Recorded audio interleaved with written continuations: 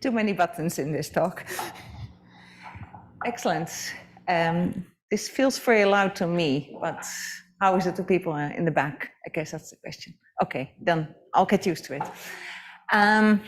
Okay, so I've been asked to do a tutorial on double categories, and as I was preparing that, I was like, okay, do I get a whole week or maybe a whole semester? So I don't, and which means that you guys get to say what I'm talking about. I have something prepared, as you can see here, because I've been excited about double vibrations lately, I decided to kind of go in that direction. I also know that double vibrations do play a role in a number of applications that I've seen showing up in the applied categorical community. But if you came here and you really were hoping I would tell you about double limits and co-limits, or companions and conjoints, or I can think of a couple of other topics probably related to double categories, then please do ask for that.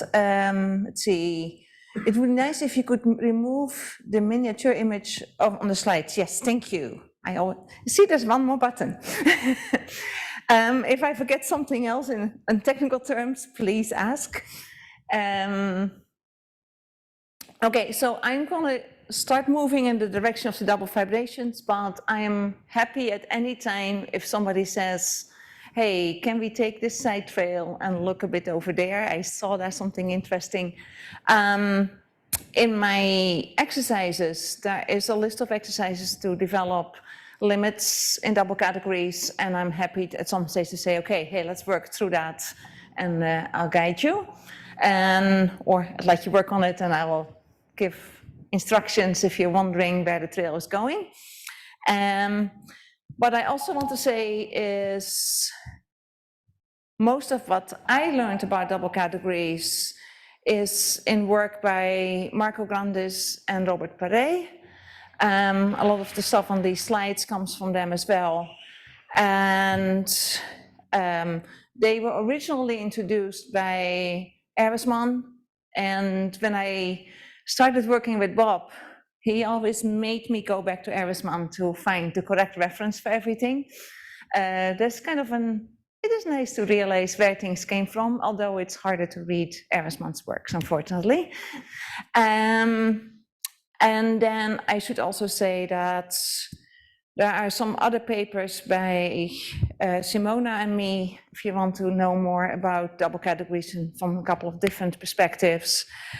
And if you are wondering about something more like the string diagrams on the previous talk and doing double categorical type things in that respect, you should look at the work by Roald Siep Koudenberg. He has done some stringy type stuff. There's probably more to be done, but that's at least a starting point if you... Yes, that's what we have a whiteboard for. If I have a marker. Thank you.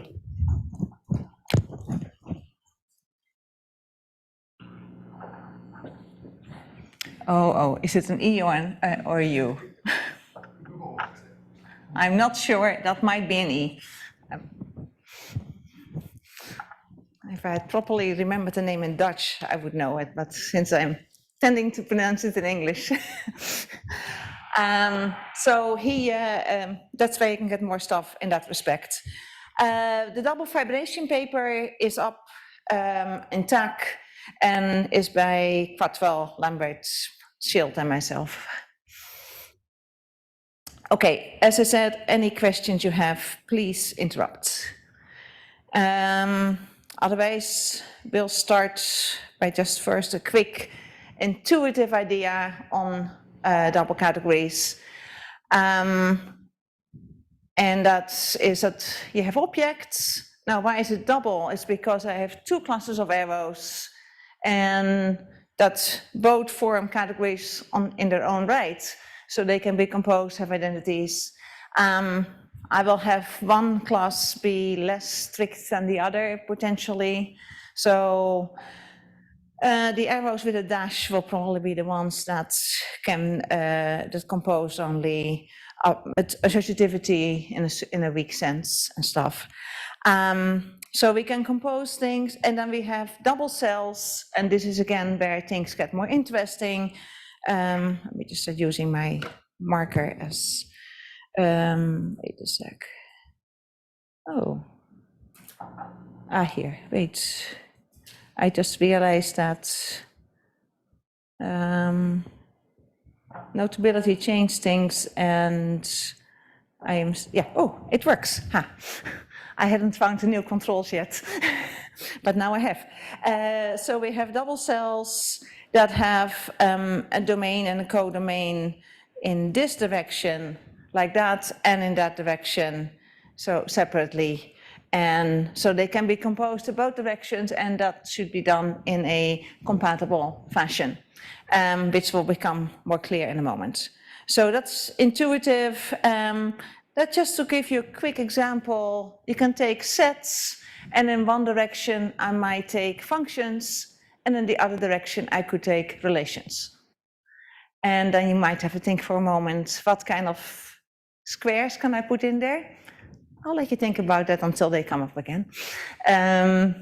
You can also go for sets with spans. So you could take, and you can do it with any category. You could take the arrows of the category in one direction, and in the other direction take spans. Then you definitely will be having an associativity up to isomorphism. And again, think for a moment about what you want to do for your cells.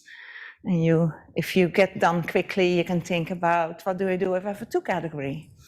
And then there's more than one solution, so think about it. Okay, in the meantime, I'm going to give you a definition. So, although the story I just told you was fairly symmetric in the two directions, the official definition is slightly less symmetric, and it also kind of gives me an easy way to kind of say, okay, this is my weak direction, this is my tight direction. So and I'm going to do this in slightly more generality, because then that way the bifibrations will become easier. Sorry, double fibrations will become easier later. So I'm going to define for any two category K a pseudo category object inside K.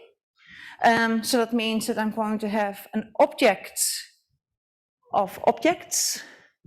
If I was doing this in, let's say, topological spaces, maybe with homotopies or so, then C0 would have to be a topological space, and C1 would have to be a space, and then we do some kind of pullback. But today, of course, our two category will be cat. So let me just say that's what we're going to be thinking here now. And so this is going to be a category, this is a category, and I can take the pullback of categories and I will get another category there. So I have a category of objects. So in particular, I have then objects here from that category, and it has its own arrows, and I'm going to call those the arrows of my double category. This guy here was the category of arrows, so its objects, the objects of C1, will become what I'm going to call pro arrows. So the guys that can be a little weaker. And it also has arrows here. And I will make it clear in a moment why those will be my double cells. So that's the four players. And so in order to allow myself to have a composition that is weaker in one direction, I have this information here. So here is the associativity associator and the unit left and right uniters. And they are to do then with this composition. So the arrows they get their composition from my C0. So they are just in a category, they're strict as can be. Because those are just the objects of the two categories, so in this case, cat. So those are categories, arrows, everything is strict. But then, the pro arrows, it's with the objects from here. How do they get their composition? Well, they get a source and target from the diagram. And then they get their composition from what I on purpose wrote as a tensor. So that's usually a warning that there might be associators and other things there. Very often we'll actually normalize this and assume that left and right here are identities and just have a weaker associator. Okay, let's go to the next slide where that's, so if you have a double category is then a pseudo category object in cat. So just said already. And so I had actually written out how you would go about this. So we can, if we completely spell things out, the objects of C are sitting here, the arrows of C sit here, and so here we have then the diagram with what I just told you, except I need to move this thing out of the way. Wait a second, maybe it sits better on the bottom.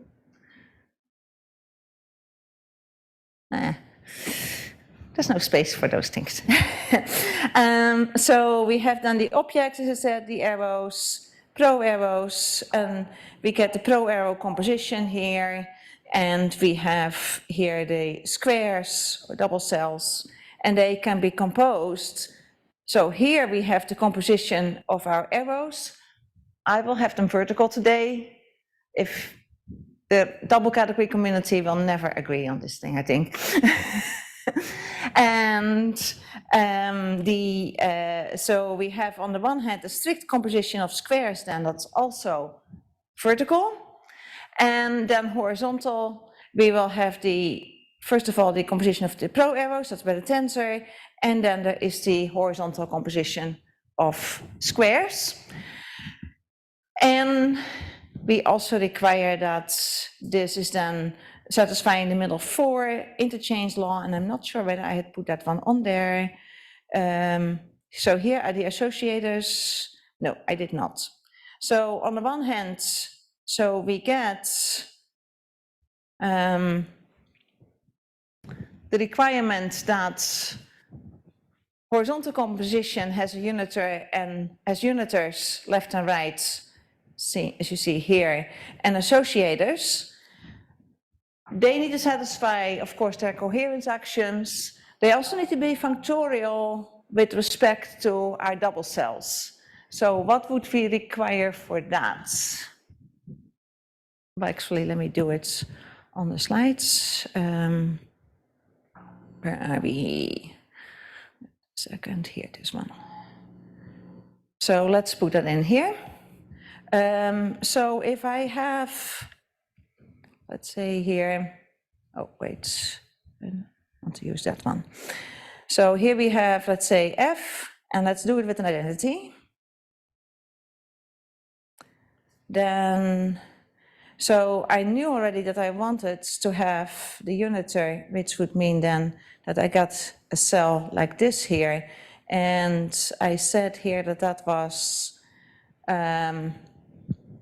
F after identity, that is identity after F, sorry, that is the first one, so it's left, LF, except it's LF inverse because LF was going the other way, or lambda F.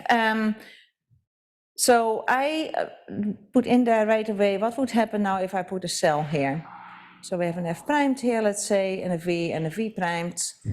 Then I have an identity for V primed as a square,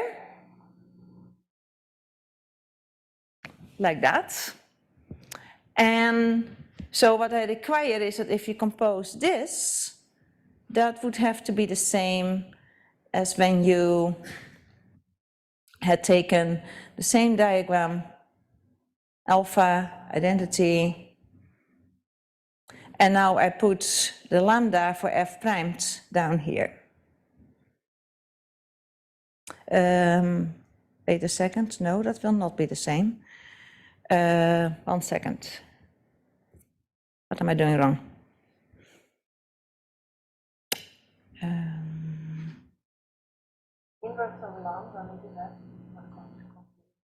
Sorry? It's okay. So on the right, that should be lambda inverse, and not lambda that. Yeah, no, I actually I do realize what confuses me, and that is that I think, wait a sec, I need to put the alpha on top. Sorry, I know what I'm doing wrong. 1 sec. Where's my eraser here? That's what I'm doing wrong. I want to keep the same, but so what I'm doing, I'm now starting with an F on the top. I put the alpha here, and I get my V and my V primed, and F primed, and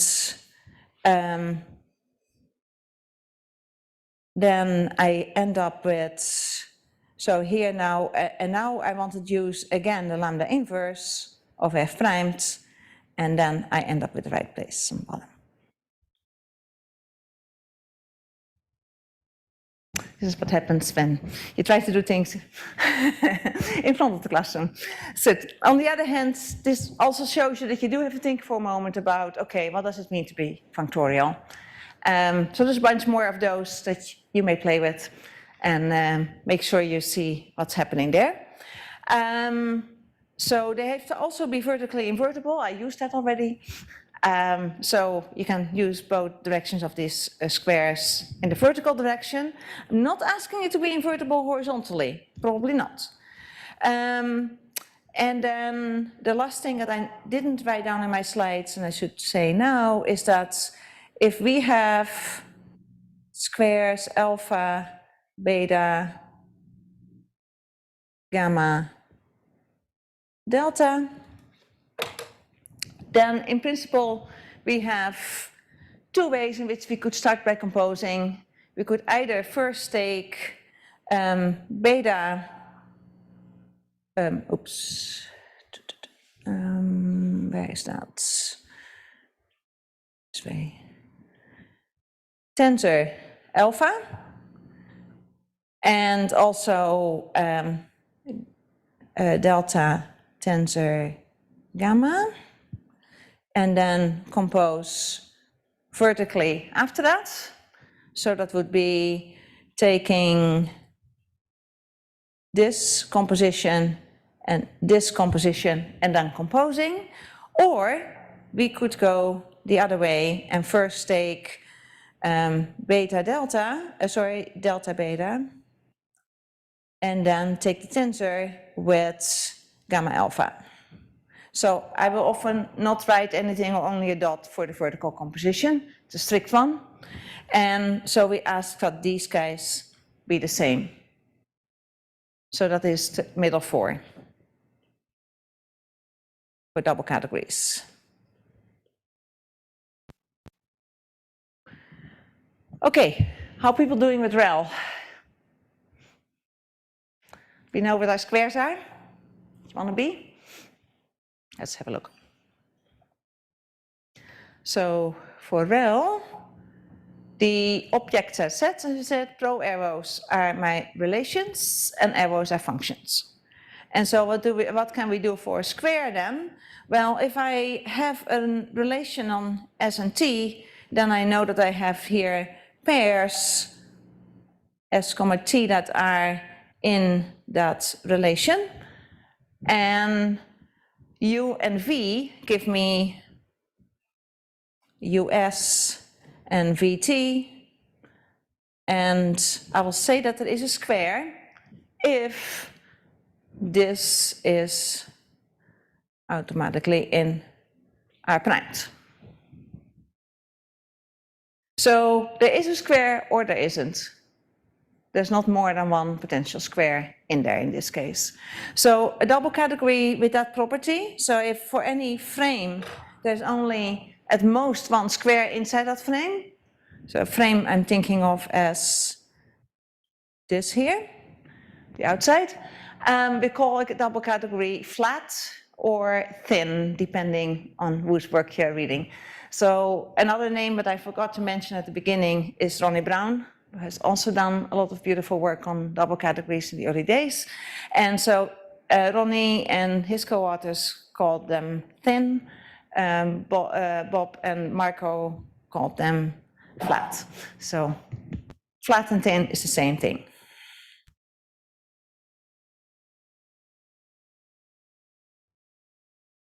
Okay. So here's the other one that I was asking you to think about. If we have a category with pullbacks, we can look at spans. And so you might know span as a bi-category. We can also make span into a double category. And the advantage of that is that you still know what the arrows of the category were. So if you have span as a bi-category, you have to look for the arrows that are left adjoints or get a left adjoint. What is it? Become left adjoint, I think, to get your original category back. But in as double category, you actually have C sitting there in the vertical direction, in my case, arrow direction, and then the spans in the pro arrow direction. And so the squares are now commutative diagrams of this form. And here's another nice exercise.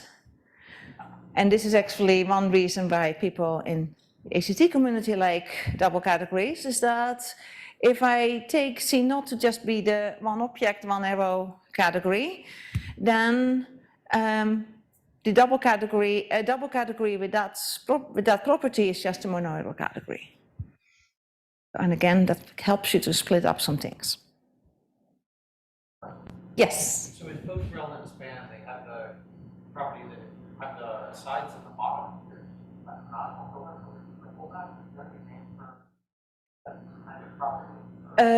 So let me just think for a moment. Yes, yeah, that's it's either one with the domain or the codomain being a vibration. So that is indeed. Sorry? We'll get there in a little while. Actually, I'm not specifically going to, I'm going to get the vibrations, but more between double categories. This is actually, so if you go back to the diagram, let me just talk about it right now, because it is actually a very useful property that shows up more in my life than I had potentially expected. So we have C0 and we have, let's C1 here, the arrow category, and my canonical filler in this case here, let me just draw it here for a moment. So this one, I think you want to fill this way, isn't it? Yeah. So that is with the codomain in that case. So this is the D1 of that use D or target, I don't remember anymore. D1 or target, depending on what you want to call it. And you need them. You want them both? I don't. Let's see. Okay, let's do this for a moment. So you get the pullback here, and now I need to finish this one. Okay. So that's you have some choices there, of course. The canonical one might be to say that I take the identity or something. I'm not sure if I think about it as a vibration, I'm looking for the one that everybody else wants to factor through. And in that case, I am not certain. I could also put the identity on the top. That might actually work better. And put here the composite. And I think that one does factor.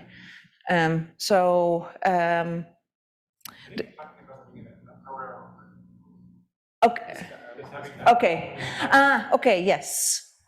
And that, yeah, I was not gonna go there today necessarily, but yeah, that is indeed the pro aero equipment and or what they call them the vibrant double, yeah, vibrant double or vibrant bi categories. I'm not sure anymore. So Schulman, that's another name I should have mentioned. Once you keep talking, then. So Mike Schulman actually started out with a whole paper on those, and yes.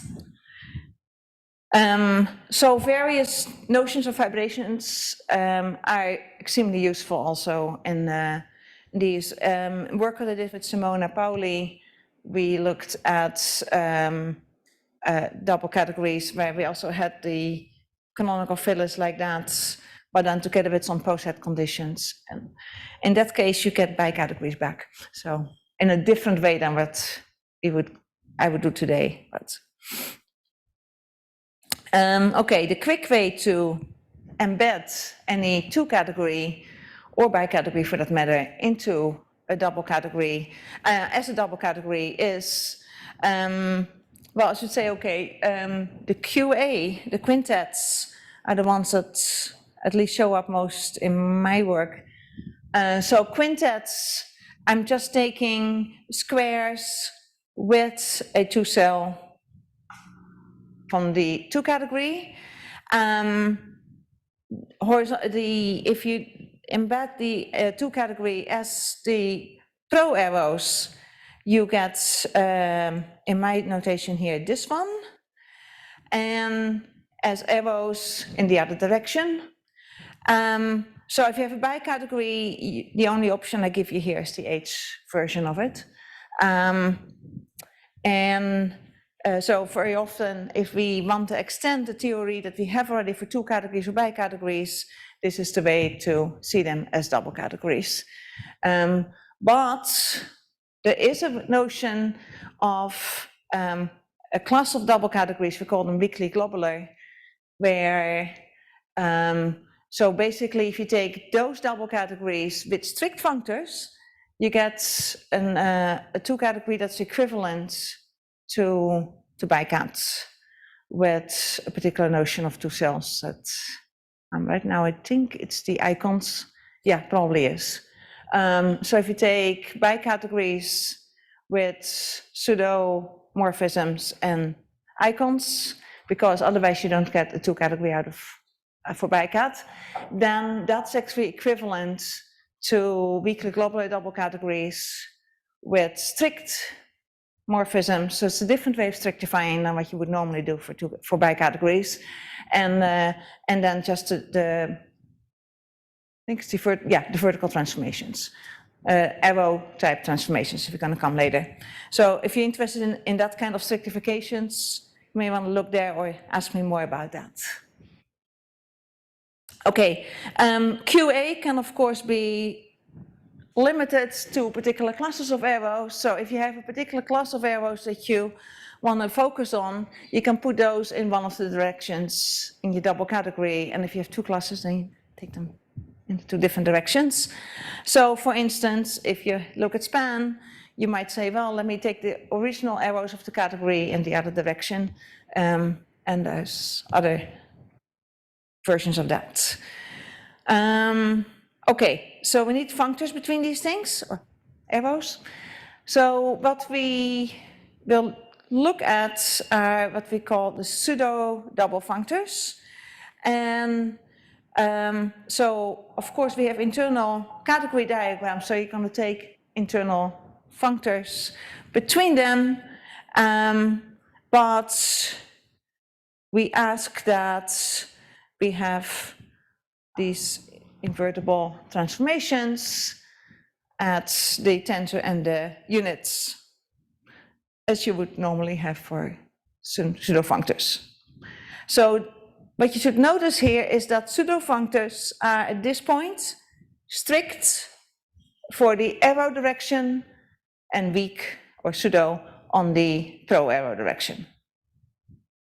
The other thing to notice is that as category theorists, we never get weak on source and target. So we do not put a two-cell there. It's not like, oh, you can just be kind of at the source, not entirely there. If you're doing simplicial work, simplicial people have no problem going weak there too. So that was one thing that I had to get used to when I talked to people who are doing more simplicial things. Like, wait, you can change your objects? No. Okay, so be aware of that, because it becomes important when I come to the definition of a double fibration. Okay, so now what are transformations between these things? If you go back to the very beginning of my talk and you think of a double category as having two classes of arrows, then you might say, well, if I do transformations between functors, then I expect that I can either go for the one class or the other class. And that's correct. If you look at it from the diagram perspective, then we can either look for what one would call the internal notion of a transformation, if you were looking at internal functors inside some category. And that means that I need to have a map in my category from C0 to D1 here, map alpha, such that source after alpha gives me F0, and target after alpha gives me G0, and we have the usual conditions. This notion, if I take that one, so here I'm not using the fact that I'm in CAD, I'm just doing internal categories. That is actually the notion that gives me the what I want to call the pro-arrow valued natural transformation. So in this case, the alpha axis are going to be pro-arrows, because they are the objects of D1. That gives me, that's the part, but it's not all, because you may have noticed I have a functor here. I'm going to go from C0 to D1. So on the objects of C0, I get the objects of D1, which are the pro-arrows. But for the arrows of C0, I'm going to get the squares of D, so the arrows of D1. And so what I need for such a transformation is a collection of these alpha x's and also a collection of alpha v's that fit in there. Oops. So alpha v, I'm thinking now is going from F0 v to G0 v. So from here to there. And these guys need to satisfy naturality. That is the usual thing. And they also need to satisfy, so horizontally naturality, vertically functoriality. So if I have, say, two arrows like that, then the squares that I get with those need to also be composing in the same way. Now I can also go in the other direction. I can do this with arrow components. And as far as, like, if you think in terms of diagram, just flip everything, take a transpose, and you have the right stuff there. If you're thinking about it in terms of a diagram, one of the exercises that is on my sheet is to let you check that if we go back to our original diagram with, let's say, a C1, C0, D1, D0. What I'm now doing is I'm just saying, wait, I haven't forgotten that I was inside CAD. I know what transformations are. So I'm just going to take a transformation from F to G, and I take a transformation from F to G here as well, and I just have to ask that these are compatible. So that is the other notion of transformation, and that gives me what we call the arrow components transformations. Okay.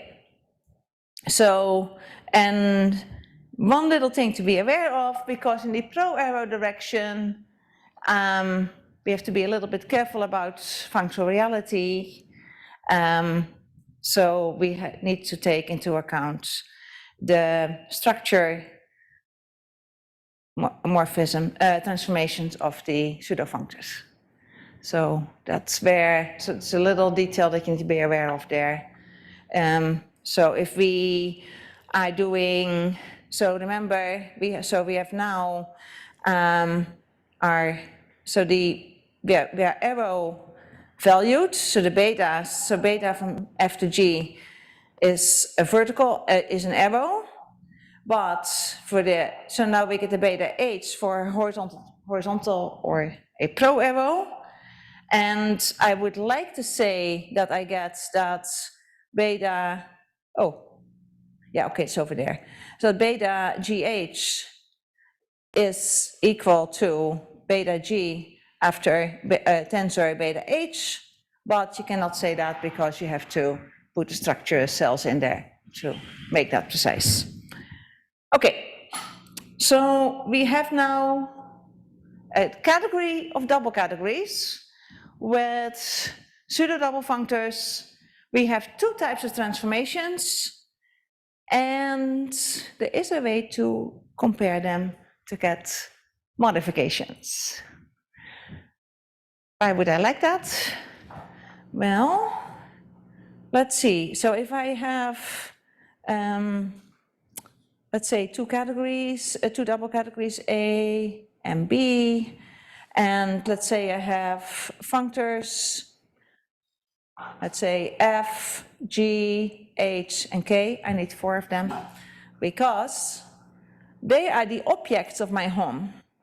So I have F, G, H, K. Now suppose that I have two transformations that are pro-arrow valued, so I'll call them, I'm going to draw them like this. Let's say psi and theta, and let's say I have here two transformations, alpha and beta, that are arrow valued. What would you like your modifications to be?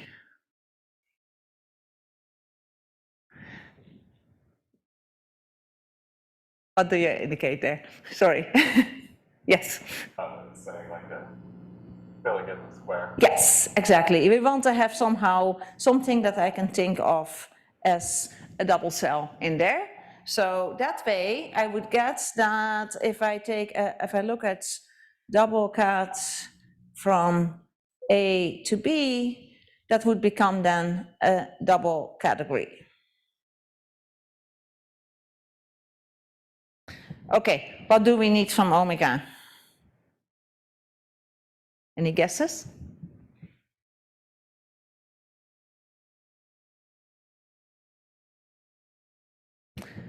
So my transformations needed arrows and then also squares. Omega, it's actually enough to give me squares. So for every object in the original double category C, I need, and sorry, my labels changed from the last slide, so ignore my labels from the last slide. Let's take these. And so we see that we need to fit there, and we need to be natural. And I think you guys have been listening to me long enough. Why don't you guys think for a moment about what does it mean for omega x to be natural? I say two directions, so I expect two naturality conditions.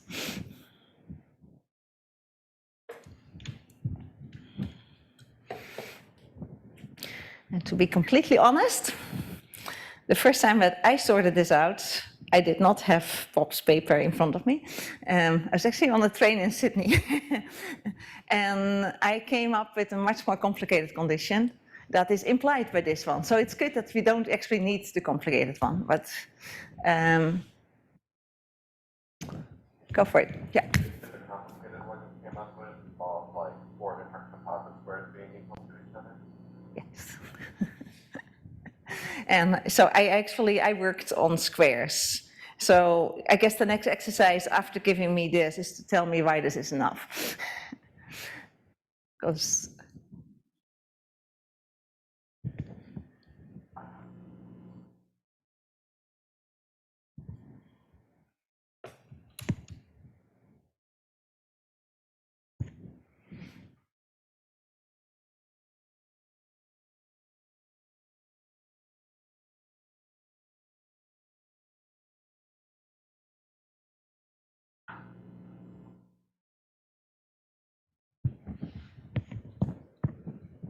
So I guess if your double category D is in, you don't.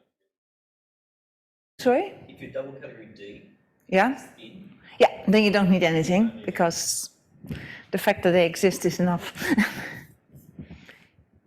Yes, for flat double categories, kind of like pro-settled things.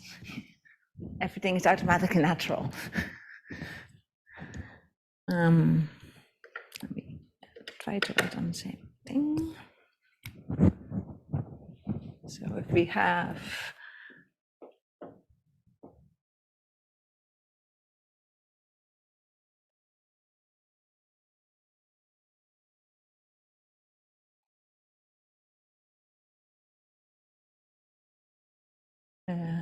alpha x, beta x, delta x. I might, so this, of course, alpha, beta, okay.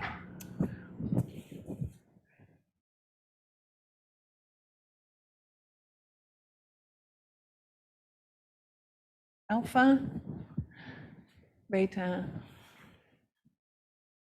gamma, delta. There we go.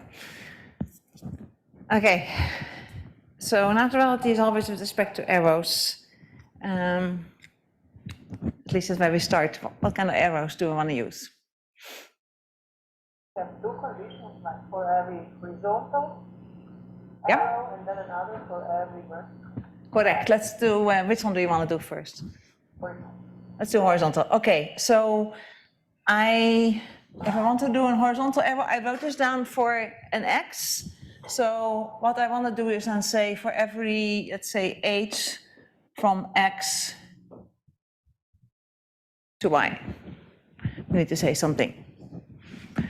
And, well, I guess I can, it's where I have it here, either put the h here, so I get gh, gy, kh, ky, and we have now gamma y. And what do we get here?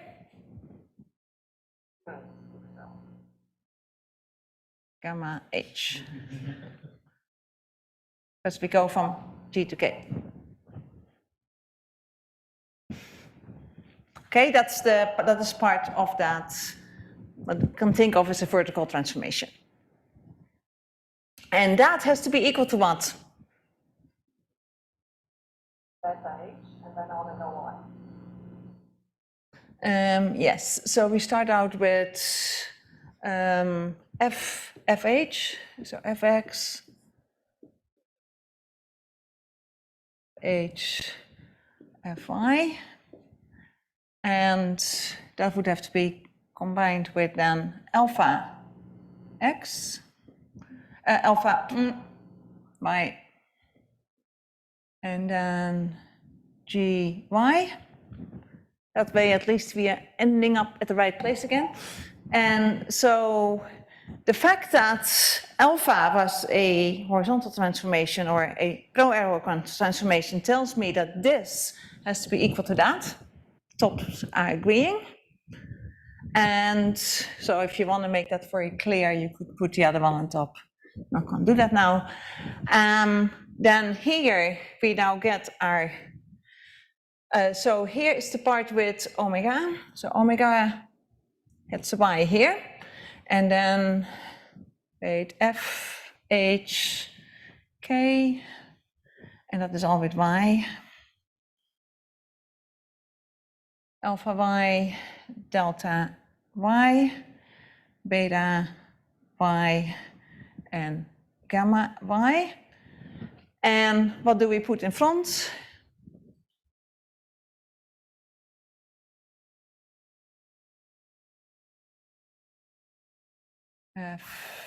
FH. HY. So we have a beta, x. Beta x. And here we get beta h. So that's one of them. Now, I think we can all transpose to create the other one. So the other one will be done for, of course, a vertical arrow or an arrow, and goes then in the opposite direction. And if you're like me, then you ask the next question as to, so why don't I need to do this with another double cell in there? But you can do it with double cell, and you can actually derive from these replacements, that one works too. I'll let you do that yourself. I think it's coffee time, maybe.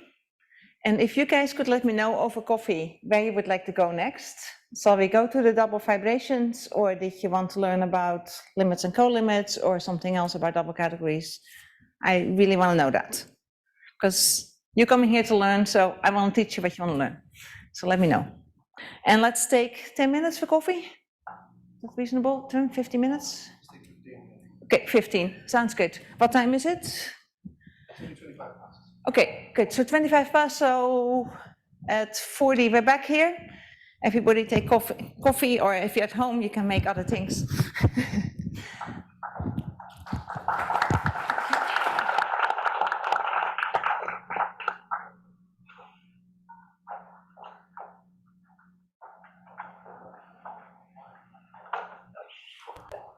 Okay. The posters.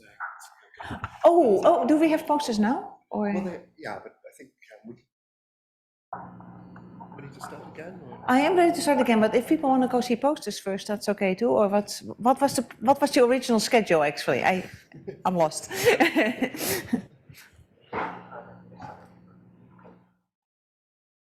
Were we supposed to end earlier and have posters, No. or? We ended a couple of minutes early, but we should start again. Okay. Maybe let's start again in a couple of minutes. Yeah, sure. Oh, so the poster session was supposed to be in the middle of it. Was that the idea? Well, there's going to be. We gave 2 gaps for the poster session. Oh, okay. So that everyone. So yeah, poster session. This is the After older this. version. Okay. You can see the posters will stay there. Yes. Okay. 5:30. I copied this from the card. I always think it's important to give poster people a chance to really communicate with the rest too. So. Sam, what is poster session from 5 to 5:30? Poster session 5. It's the same posters. Yeah, but it's from 5 and now it's 4. What's the problem? There were 2 sessions. There's 2 poster sessions with the same posters. Oh, okay. So one session. In the program. Yes. Well, in any case, so people who are interested in double limits, there is a nice list of exercises about them in the exercise handouts online. Is that online now? That was online, should be online. I haven't double checked that, so yes, okay. So there's one of the list of questions is specifically leading you towards constructing double limits. So I could give you guys time to work on that, or I could talk about something else while people who want to work on that. I don't know what this advice is there. Who is interested in the double vibrations and really wants to see where this is going? Okay, so let's then say that the others of you, if you're interested in the double limits, start working on them and I'll come back to them as well. The cool thing is that all of it requires scrotum deconstructions, which makes me happy. And I'm just going to go and tell everyone that. yes, okay, good. And I will wait until you guys come back in. Sounds good.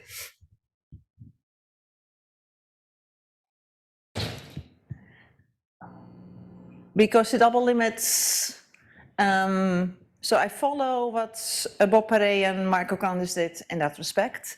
And so they are constructing them using a terminal object in a suitable comma square. And so that's basically what the exercises are going to lead you through. And that comma square is a Grothendieck deconstruction. But it's not the one that I need for the double vibration. So there's still questions in my mind, at least, on how is this all fitting together. I'm not entirely finished with the research there.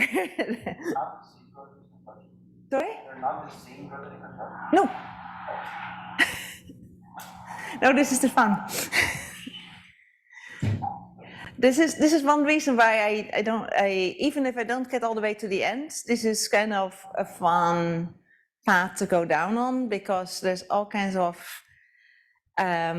constructions that I will run into and be like, oh, but you can generalize that. Oh, and how is this related to that? And so there's lots of little things that allow you to do, shall I say, define different types of products, for instance. Like, who's familiar with the FAM construction, just for ordinary categories? FAM, family construction. Just taking the families of objects, so take a set with a family of objects in the category that's indexed by that set as your new category, and it's going to come on the slides in a bit. And then your arrows between that are coming from a function between the sets, and then arrows from the category that are indexed by that function, basically. And that's the Grothendieck construction, by the way, over set. And but after you look at that for a bit, and then I tell you how to make a double category version of that, I can then also tell you, which I haven't done on the slides, but I've indicated enough, I think, that you can start with double category there. And that's in the exercises. And ask yourself, what properties does that thing have?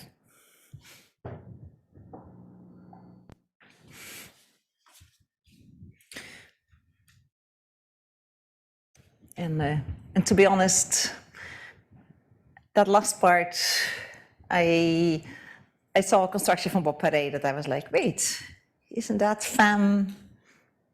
But now you put it in a double category rather than a category. So.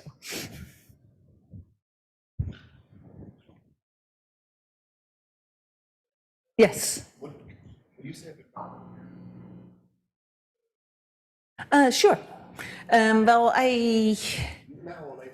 yeah, well, is everybody back, or are there others? I told everybody heard me. They were informed. They were informed, okay. Well, and it's being recorded, so it's good. So what do I use double categories for?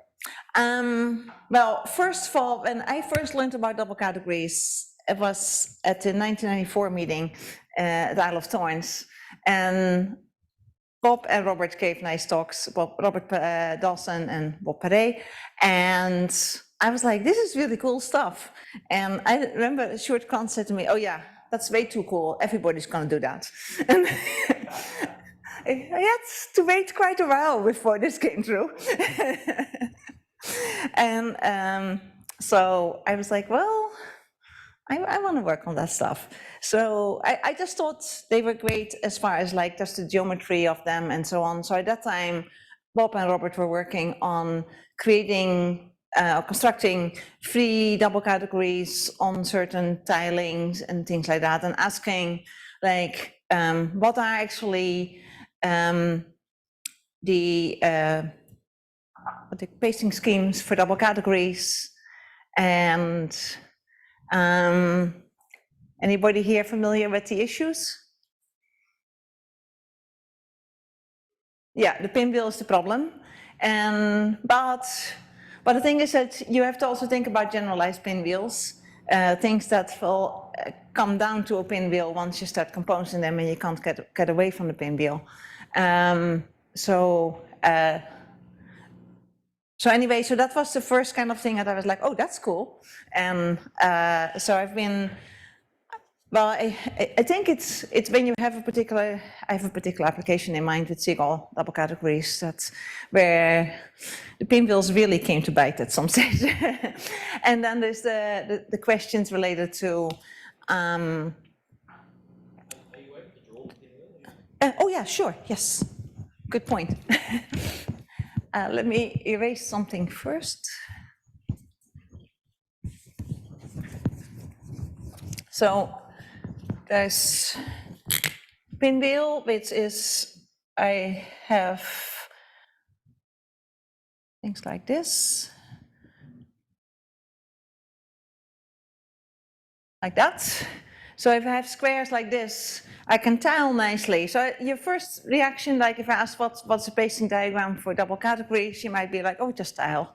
And And the problem is that if you have a tiling like this and I'm not able to break any of these up, then there is no way of composing that. So now what Bob and Robert proved was that this one and its mirror image are the only problem. So if there is an issue, it always comes from stuff that comes down to this. But as I said, they do explain in the paper what the generalized pinwheel is. So where you kind of start putting an order on your cells, a horizontal and a vertical order. And so if because you want to be able to see that the pinwheel is coming before you have done all your compositions is the idea. And so they explain how you can how you can recognize that something is going to end up being a pinwheel. And so that was so at first I was just interested for that reason, just like, hey, this is cool. And then my next reason, more serious, the one that really got me working on them, was that I have always been interested in localizations. So my first work was on bicategories of fractions, and I needed those because I was interested in orbifolds and étendues, stacks, stuff like that. And so generalized quotients. And so where you object the generalized quotients, you end up having to also do some quotienting on your arrows, or at least put some gluing relationships on them, put some two cells in there to indicate what was being quotiented.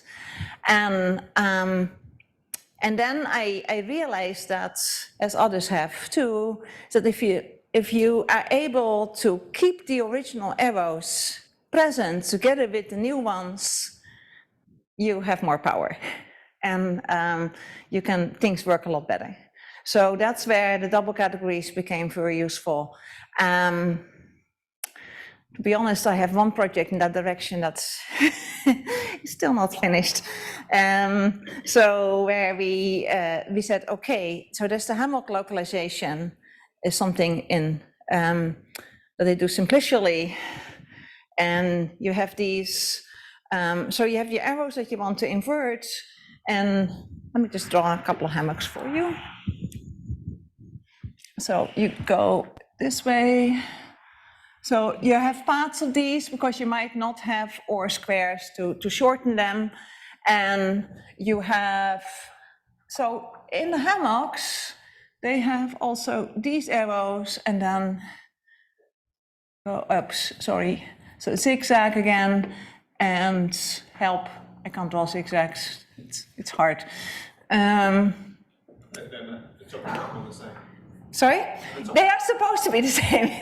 Okay, and so you have a whole rectangle of these. And so you have hammocks of various widths. And so they form a simplicial set because you can compose, kind of collapse bands of them. And so this is actually one of the localizations that works best in simplicial sets. And so our idea was then that well, at least my idea was that this should be related to somehow doing a localization using paths and using spans. And so doing spans first and paths next, and then together ending up at the localization. And the idea was then that on one hand I can take the nerve, and on the other hand I could take the fundamental category of the simplicial set, and these things should be talking to each other. And if I sit down a little longer, I can write down exactly what goes wrong there, or at least why I can't prove it. Let's say it that way. I remember still, I thought I had done it, and I had already promised to talk about it at the CMS meeting. And so when I gave the talk at the end, I was like, okay, and here's the part that I can't do. And Shayal and Tini were both in the audience, and they were like, this has to be true. Well, I still would like to believe that, but I still can't prove it. So It has to do something with anodyne extensions and stuff. So if anybody is interested in that, I'm happy to tell you about it. Where do the double categories fit in? Well, so the double categories fit in there because, so you see here that you have things going in this direction and in that direction. And so what Bob and Robert and I started with, once I had explained what I really wanted, was to first sort out what happens if I don't just want to add inverses, but I want to add adjoints to it, because we had been looking at the span construction. And so we freely added adjoints to the arrows in our category. And that is the adjoining adjoints paper, and that is in advances. And so there, our double category that we get,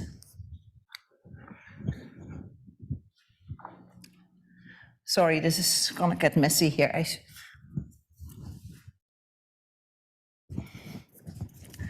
Whiteboard use is not my strength. So let's see. So we have things like that. I think we had to start out with a forward arrow and end with a forward arrow, just to make things simpler. And I think we had identities at the ends. And then our squares. So in this case, the length of the paths does not need to be the same. It could be something like this. And the cells that you have in between here, what you have to ask for is that there is an adjoint pair of indexing functors for between what's happening with the codomains in my span paths and the domains. So for the, let's see, this is always fun. Which one can I avoid? This one. Okay, so for the domains on the top, every domain needs to be assigned a code. Each one of these guys needs to be assigned something here that is also a domain. And then, as you know, between adjoint pairs of functions, order preserving functions between sets, posets, if you know one, you know the other. And so basically the assignment, so for this one I know the assignments, these guys both were sent here. That means that I have to send this one there. So here's my last arrow. And then I started out with the two category. I have cells here. I think they will go in this direction. And we had equivalence classes of these. So what is cool about this is that we don't need an equivalence relation on the arrows of my double category. I need an equivalence relation on the two cells, just as it was for the bicategory of fractions. And so this is the way to freely add left adjointed ink to the arrows in my category. And again, the whole point is then that we have the information about the category sitting in there still.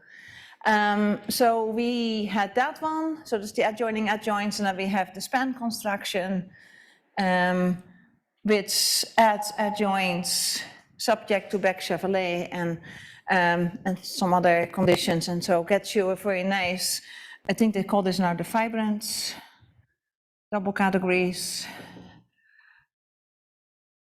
And then we also looked at what happens if I, what's the universal property of taking paths in a category.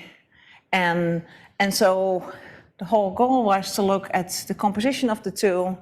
And although we have a bunch of nice results written up but never finished, the problem was that we had hoped for a very nice representation of the final thing of taking path of span, and it didn't become as nice as we wanted it to be, I'll be honest.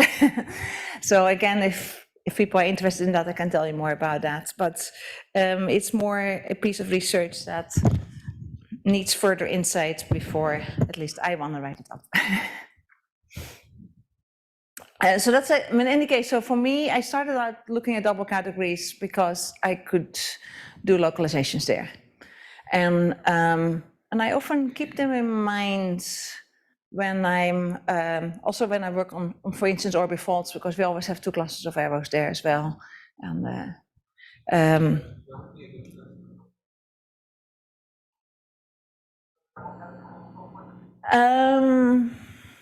I don't think that those exist yet, except for in my mind. There are some things I have been thinking about, but yeah, they haven't gotten entirely to a place yet that I want to be formal about them. So I think over coffee we can chat. Okay, let's see. Okay, so let's then look for a moment. So a couple of things to be aware of when it comes to double categories as a whole. That the HOMs have the structure of double categories. So we are enriched over double cat. But contrary to what we have for N categories, double cat itself is not automatically, at least, a double category. We can give it that kind of structure by taking out some things, not keeping everything. Grandis and Perret have a way of doing it with using lax and co-lax functors to make a double category out of double cats. Another way to do it, of course, is to first reduce to a two category and then take the quintets or something else to go back to double categories. Which sometimes is a useful thing to do. But that's actually one of the things that I sometimes find a bit of frustrating. It's like, I wish the double cat was a double category. And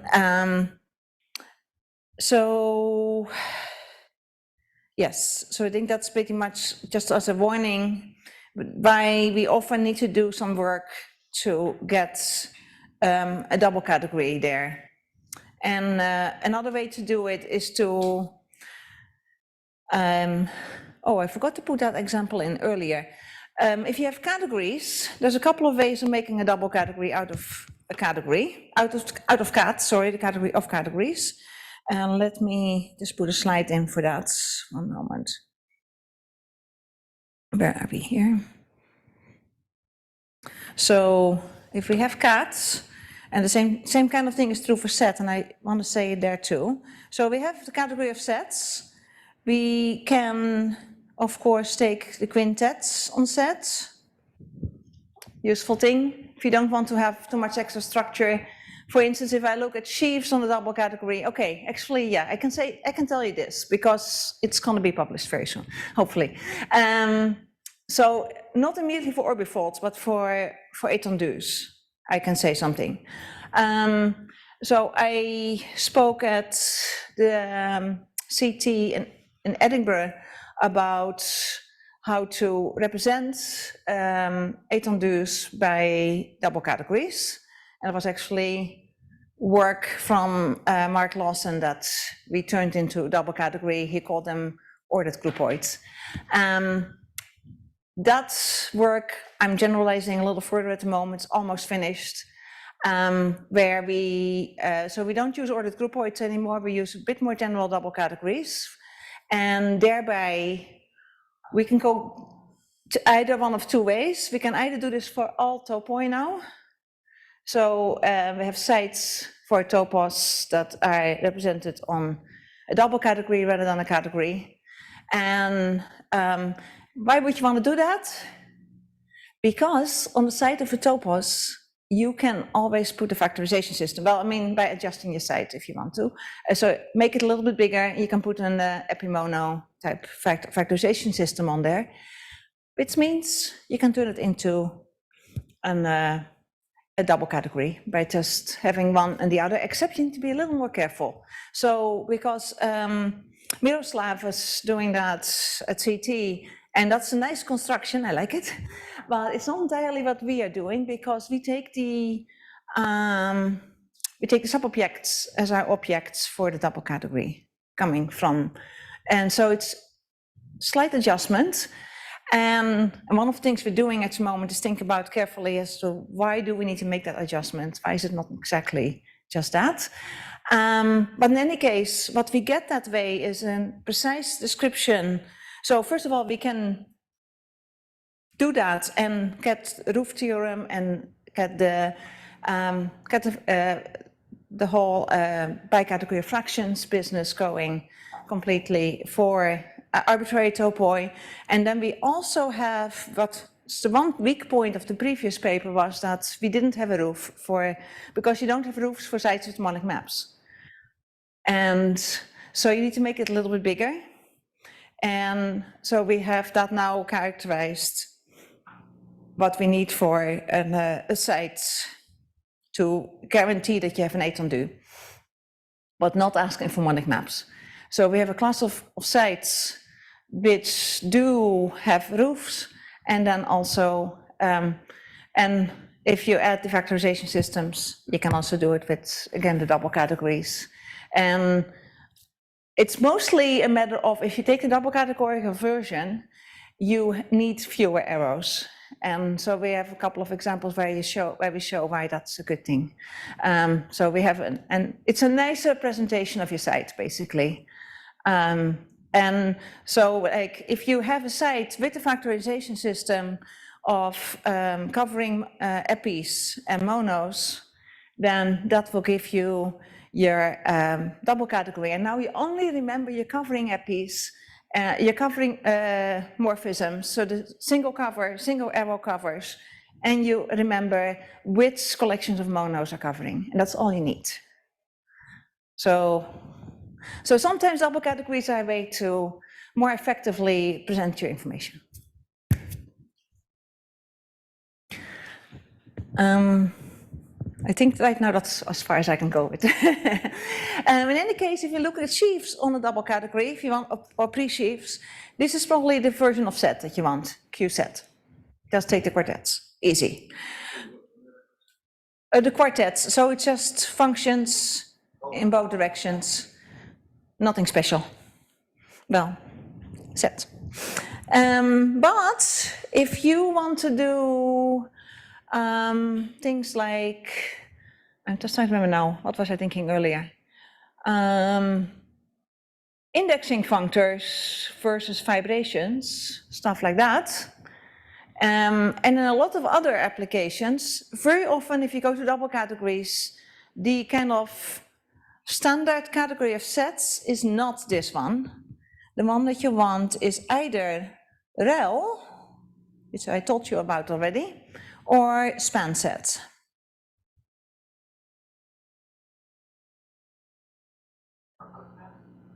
Yeah, sure. Yeah. I just need to play longer with your examples too. I'm just getting used to the co-spans. I've been working with spans for too long. And so that is for sets. What happens with cats? Similar things. Of course, we can do Q of cats. Don't use that very often. Span of cats, very useful. And another one is prof. So this one is also extremely useful. So in this case, what you have is categories, functors, and pro-functors.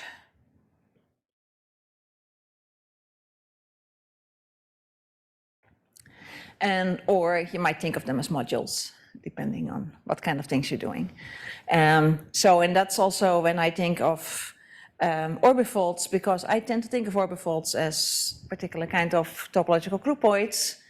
Then actually, so here's one place.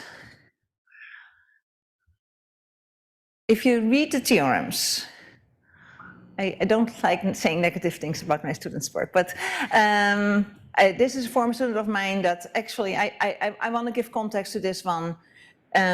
She came to Canada from Saudi Arabia with only an kind of a math education background, and still managed to write a very nice thesis on double sites, double category sites for orbifolds. And so if you look up her thesis, this is our note. We are working on a much shorter version of this for publication, and I've been too busy.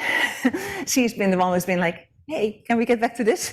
Her work actually does give a nice double category description for orbifolds. And so this is for orbifolds. The only thing is that I think that thesis can be made a lot shorter. That's what we're working on. So the idea is then that we put horizontally modules, except we were looking for a nice algebraic description for those, and that's where things got long. And then vertically the strict groupoid morphisms. So in any case, when we have to replace cat by something, this is often one of those.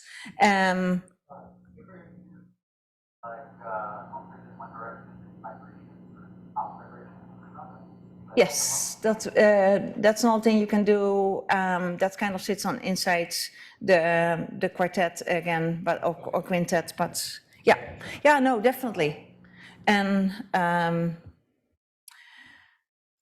yeah, or you take spans with a particular kind of functors, either direction. Okay, let me make a little excursion into the Grothendieck construction. Who's familiar with it here? Because how much do I need to say? Which one? The single category one. Just the classical one. Okay, then I can go fairly quickly through that. So first of all, they have a load of really cool properties. And if you were at CT, then there were definitely a number of very nice talks about that. I just want to focus on two things.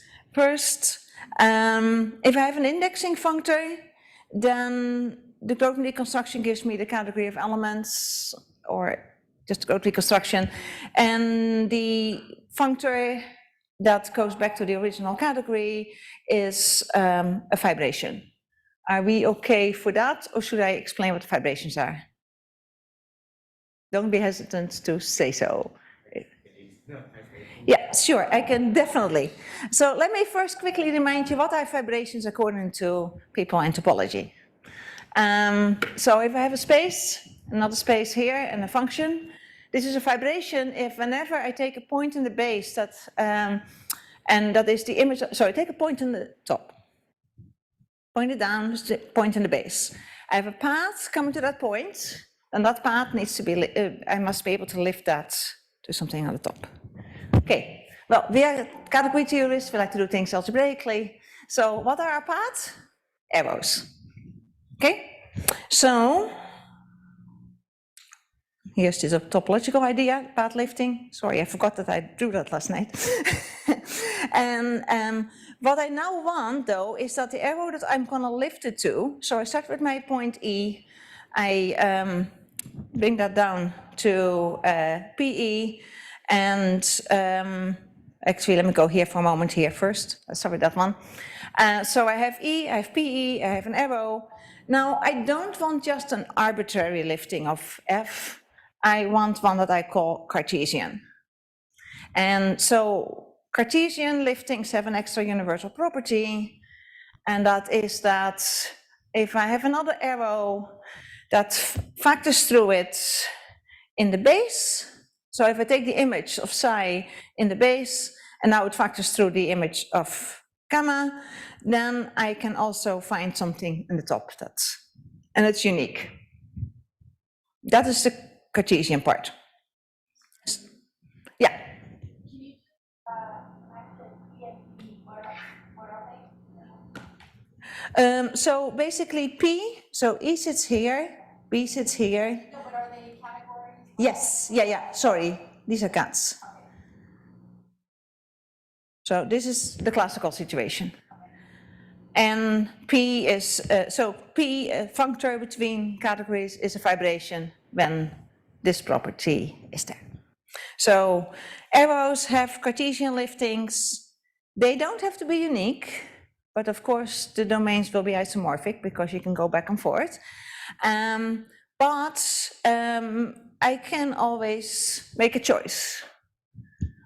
I'm not asking for any kind of functoriality here, so just simply choose a Cartesian lifting for everybody, and we call that the cleavage. Okay, so I'm claiming that pi f is a vibration. So if you haven't seen that, let's quickly do that. So I want to lift this guy. What am I going to do? Well, it seems to be obvious that I need to take f as my first coordinate, because the projection will bring it to the right place. But then the question is, what do I put here and there? Well, since f was contravariant, I have fx sitting here. And actually, let me not just put it there, let me put it right in there. And now I think for a moment, what do I need to do?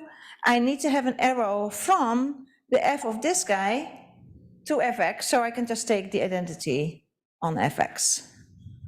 So it turns out anything with an isomorphism in the second coordinate is Cartesian, and I have a canonical cleavage with the identities. Okay, so here we go, and they form, so we have a cleavage there. So actually, so this is a proof that I'm not going to give you today, but we have this correspondence of two equivalents between indexing categories and with domain B and vibrations over B. And that can even be brought further into a correspondence between vibrations in general and indexing categories in general, not just with a fixed base. Okay, I actually have that here. So we can take fib as a two category of objects cloven vibrations. So it just means that every vibration is going to show up a lot of times for every one of its potential cleavages. And arrows are commutative squares, where the Cartesian arrows are preserved by the top, and two cells are commutative cylinders. So here right now, I'm actually not putting anything on the arrows, but I have a second category where I do, that I want to put inside the other one, C-fib, which is the one where the arrows have to preserve the cleavages. And if you want pullbacks in your category, you need to preserve the cleavages, otherwise you won't have them. Now, if you then look at what the other side is for the indexing categories, here, so for fib, one second, for fib, we are allowing for pseudo-natural transformations in the triangles.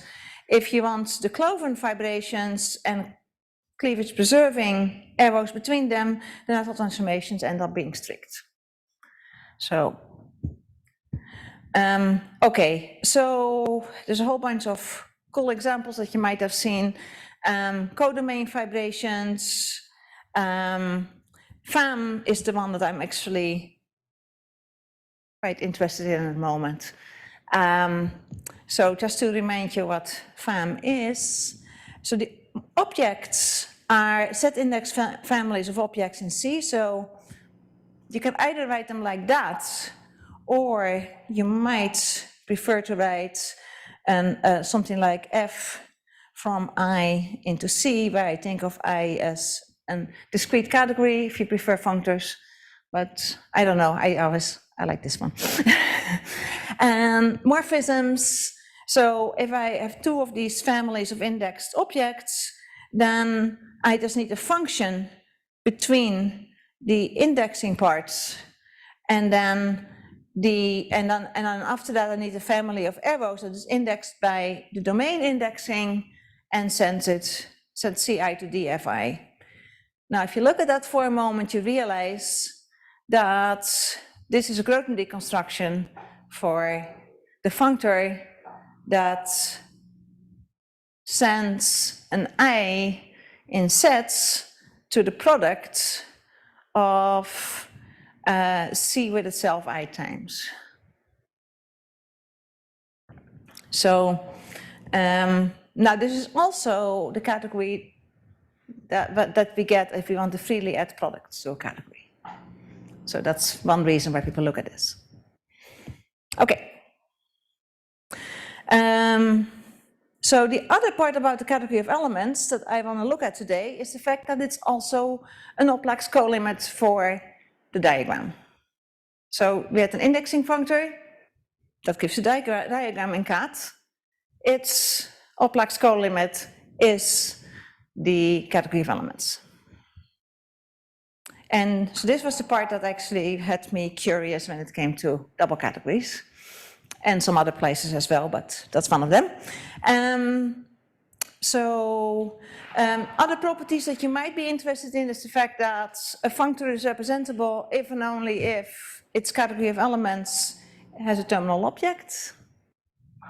And that's actually one that I'm still looking at, whether that can work for the double category version. And the other thing is that we can always get this as a comma square, the classical one that is. Okay, so the question is then, can we get a double category of elements? And there are some around already, so I should say that comma squares of, so if I just stick with double categories as a two category, either horizontally or vertically, pro arrow or arrow, you can, of course, define a comma square. That is a Grothendieck construction, but it's not the one that I'm going to use here, because we wanted one that was also going to give us a suitable notion of double vibration. And we wanted to extend a couple of things. So there's the monoidal Grothendieck construction. It's defined by Joe Christina in 2020. There is David Jasmeyer's double Grothendieck constructions for open dynamical systems.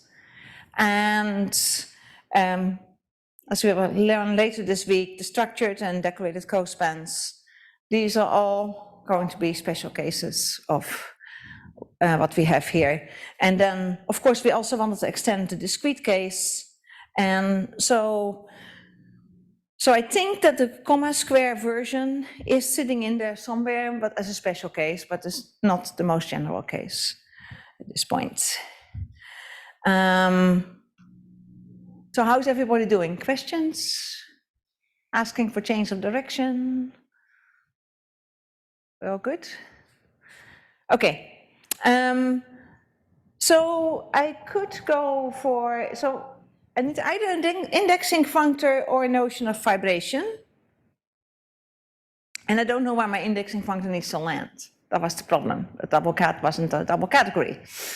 And actually, Martin and I have another version of this that ends up being a special case of the one that I'm talking about now, where we did change double cat into something that was a double category, but we ended up with a special case and not the most general that we actually wanted. So instead, let's just say, let's go back to internal categories. Double categories were internal categories in CAD. So what should double vibrations be? Internal categories in FIB.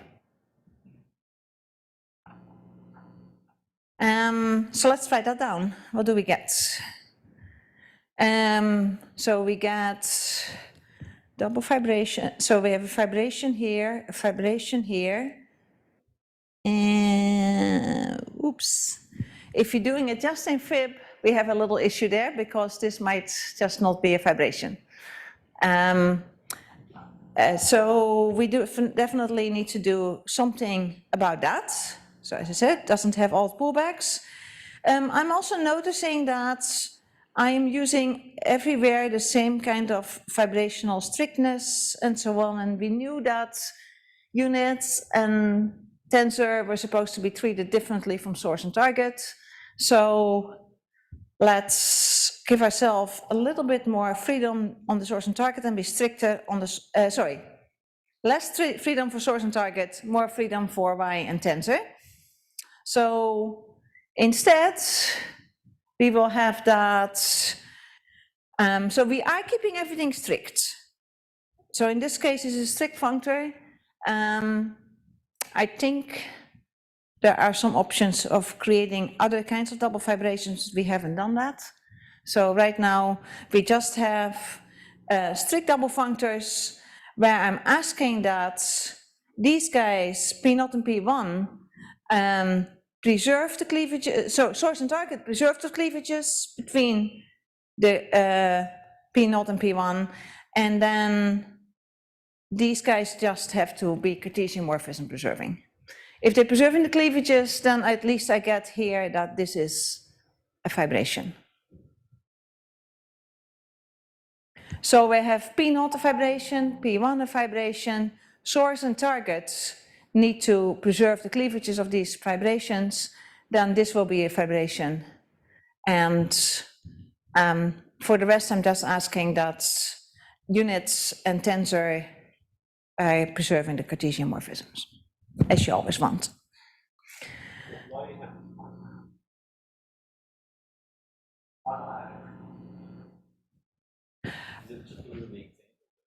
Yes, yeah, because we don't need it there, so we probably don't want it.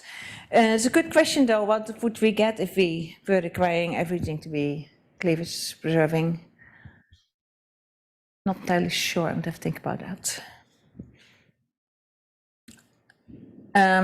So some examples. If I take the image of a span between two sets into rel, where I just take so I take all the pairs A, B that are occurring as an image of an S in S, so we get all the pairs, other way, S of, let's say, sigma and T of sigma, where sigma ranges over the elements of S. Then we have a relation, that's a double op fibration. If we take the category with only one object there, remember this is a monoidal category, this is a monoidal category, and we get here precisely a monoidal fibration.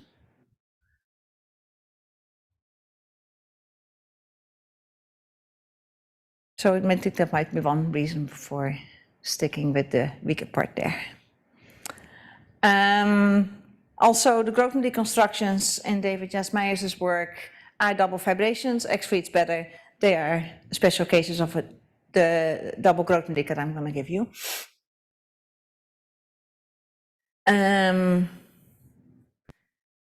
If we take quintets for two categories, we also get Buckley's two fibrations as double fibrations, and the discrete fibrations come in there nicely as well.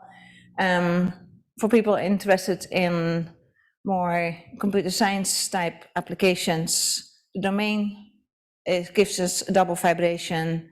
Codomain gives us a double fibration provided that I have the right limits. And well, if you're doing things with, how was it working now? Sorry? Yeah. Yeah, correct. I mean, we always want a simple vibration there and things like that. And FAMC. So if I have a small category, I can define FAM as a double category now. So I still have the same objects as before, and the same arrows. So the arrows are the ones that I talked about earlier. But for my pro arrows, I am, so this is the arrows. Pro arrows are going to be indexed by spans. So now I'm going to work over span set. So I'm going to get more in there. And so you can write it kind of brief, kind of really nice and short in the yellow version. And the orange version is the one that breaks it out like, okay, what do I actually have here?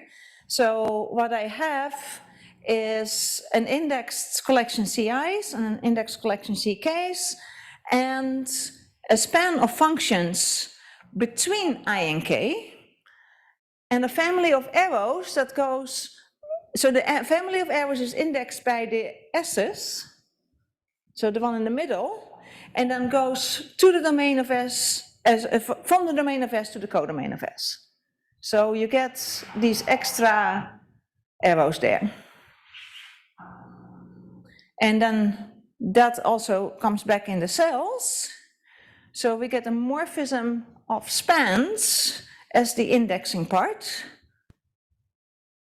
And if I draw that again in terms, so here you just ask that a particular co-cycle condition holds, but if you write it in the other way, you can see where that comes from. Because we have our indexing diagram, and now if we take an S in S, so in the top part here, this one here, and start writing out where that goes. So I have a theta S that goes from C of D naught S to C of D1 S, that is coming from this part here. Then I take the M of the S that has its own arrow, theta primed of MS, so theta primed from here. And this all fits together because of the requirement that H of D naught S is, that's this part here, is the same as D naught primed of M. So these guys, they give me arrows that fit. Now remember, we're starting out with a category. So we have objects in the category, we have arrows in the category, we don't have any two cells there. So if this wants to make any sense, it better be commutative. Good, so that's really all that you're asking for. So we're requiring that this is commutative. So that condition that we had here, that is called the co-cycle condition, is really just asking that the little squares that you have indexed this way are commutative. Well, at that point, so this is a nice construction, and it actually gives you an, I might even have written that down here, it's a split fibration over set. And by the way, set here is, oops, sorry, span set.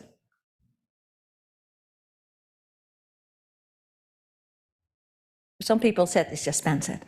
And so, oh wait, sorry, that's this one here. My apologies. This was the old one, the new one is span set. So this is one reason to say that the generalization of sets to double categories is span set. Because if you generalize the construction that we had above, then you get this here, and this is a split double fibration. Question is, what have we added? What is, the original FAM was adding product freely. What have we added freely here? I actually don't necessarily have the answer yet, but. So I think I have an idea, but I haven't actually worked it out completely. And the next thing you could do is to ask yourself, what about if I change this into a double category? Or a two category if you want first. If you want to be careful, do the two category version first and put two cells in there in the diagram so that it's now quartet or quintet, sorry. And but then after that, go for the double category and check whether this is still a vibration and what have you added now. Again, I think I have a better idea there because of things that Bob has taught me. Just to clarify, PAM is the free co-product localization? Sorry, yes, okay, yeah, you're right. Yes, because of this is a matter of what direction your functions go. You can do products if you put the indexing function, yeah.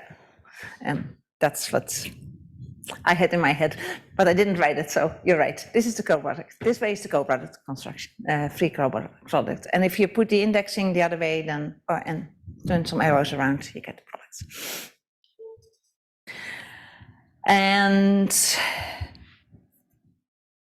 So you get vibrations and products, and this actually lets you do a couple of really interesting things with products of arrows, depending on whether you want them, the domains to be the product of the domains, or do you want to take the product inside the HOM, and now they're sitting in the same category. That's the cool thing. Like you have a whole bunch of different types of products that normally need to be taken in different places and are now living in the same place. So that's one of the cool things that you can do here. I am certainly not going to go to this lookout trail. This is it's a really fun trail, and it's in the slides that are online, so you guys can read it yourself. We did make the connection there, but we're going to skip that today. I think after what I told you about FAM, you won't be too surprised about where my indexing functors need to go. But before we get there, here's an exercise. You guys haven't done enough exercises today. You've asked good questions, that's good. But so categories are monoids in span set. And they can also be obtained as images of Lax functors, so of the identity on something under an Lax, a Lax functor.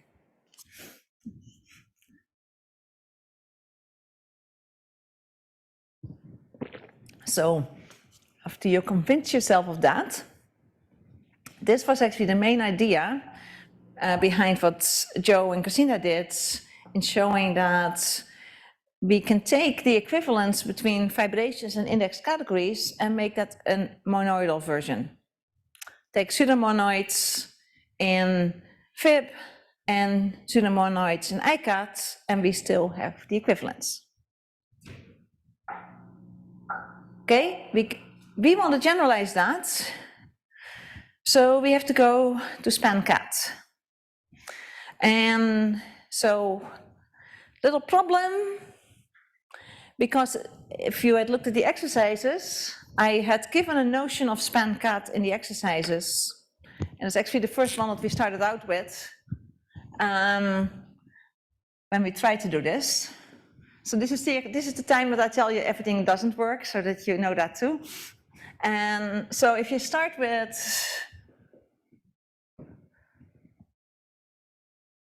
and let's say x primed, s primed, y primed.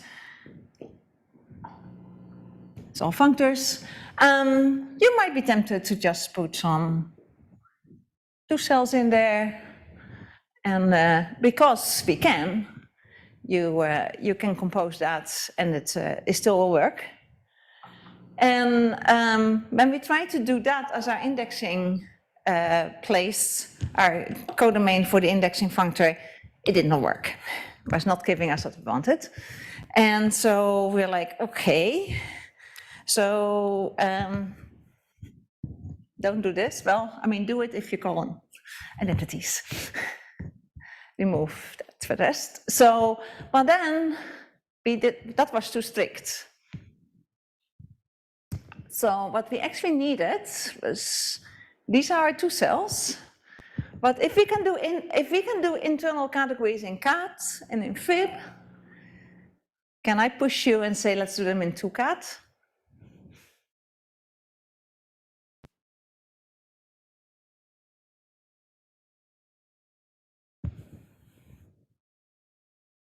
So we call them double 2 categories.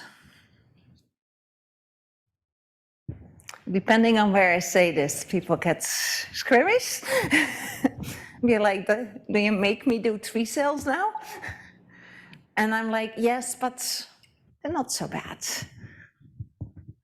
I just want to make sure I don't keep, okay. So this is as a 2 category rather than something. Correct. Yes. Yeah. So I don't need anything beyond the natural transformations between the 2 categories, but I do need the 2 categories on 2 cells. that they need to play a role. And then I can play games.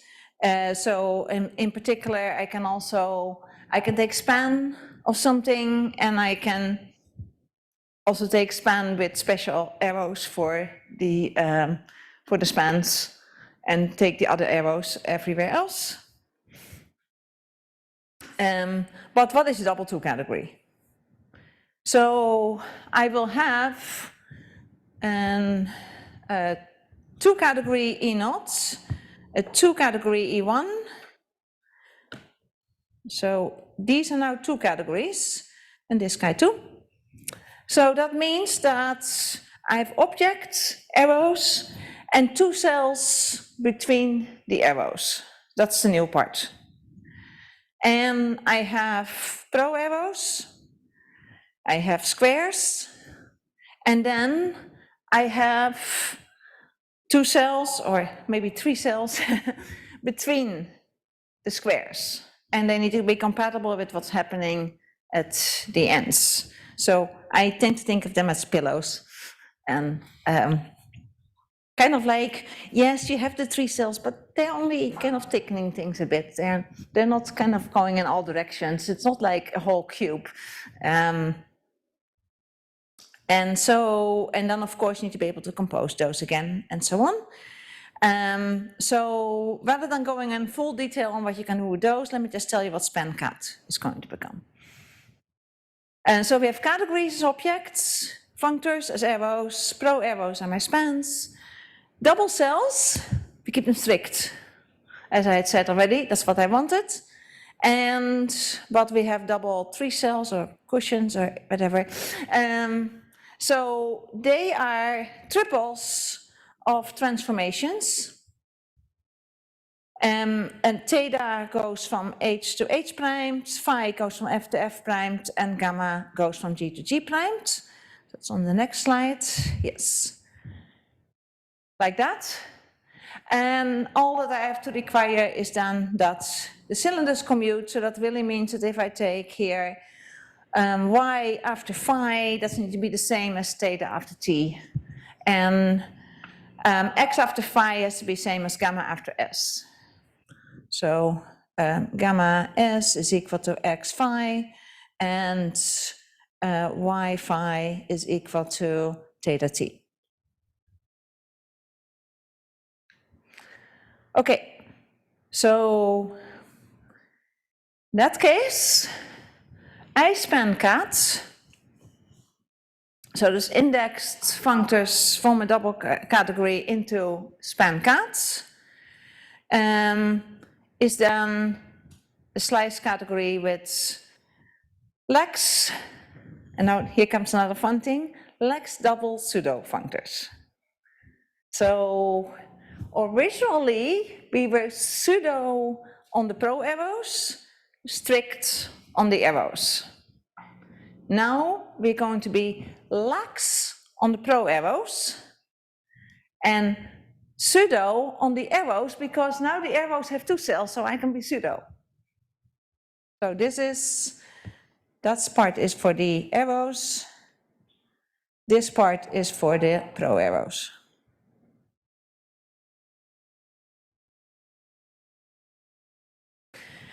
And for morphisms, if I haven't scared you yet, still here, we put lax double pseudo natural transformations. And then you trust that somebody has written out what that meant. I can look in our paper.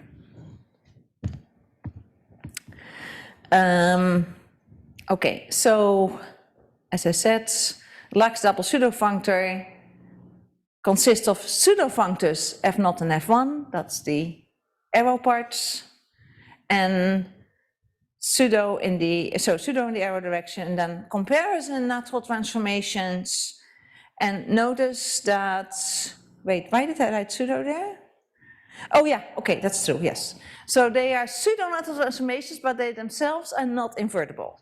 So they have a pseudo aspect, like on their naturality squares. Those are commuting up to an isomorphism, but But they are now not, so this is not anymore an isomorphism here. And then we have invertible associativity and unitary modifications. And honestly, we were very grateful for what Joe and Christina had done, because we could just build on all the stuff that they had done for our proofs. So we didn't actually have to go into all the nasty details. We just have to make sure that things we set up correctly to apply that. So let's see. Okay, for the lax double pseudo natural transformations, you have again what you expect if you think about it really hard, or you can read the slides later. I don't think you really want to go too far into all the details. Just to say that we get double 2-cat from D to E for the category of lax double pseudo functors and lax double pseudo natural transformations. After what I wrote here, I think you understand why we didn't go further. But strictly speaking, this is only a category. In the previous case, we had the 2 categories sitting there. So one should do the next level, but I don't know. One should not for other reasons, maybe. So the representation theorem, what we do get is that double fib is related to I span cat with an equivalence of categories. So again, no 2 there. And the idea for the proof is use Jo and Christina's work.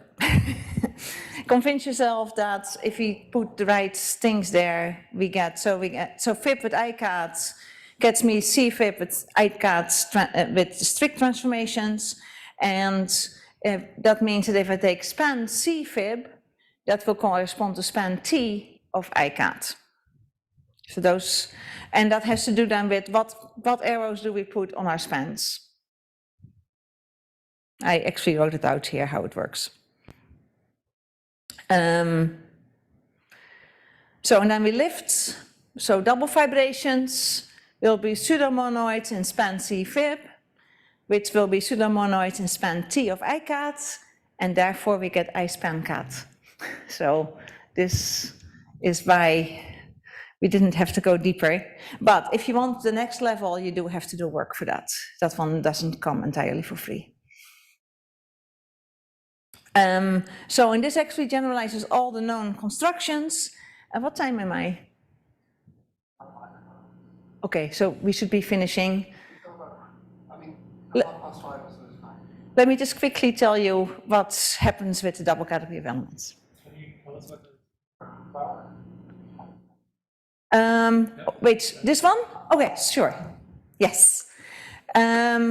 So we can go from monoidal fibrations to double fibrations because the monoids are the internal category as the special categories.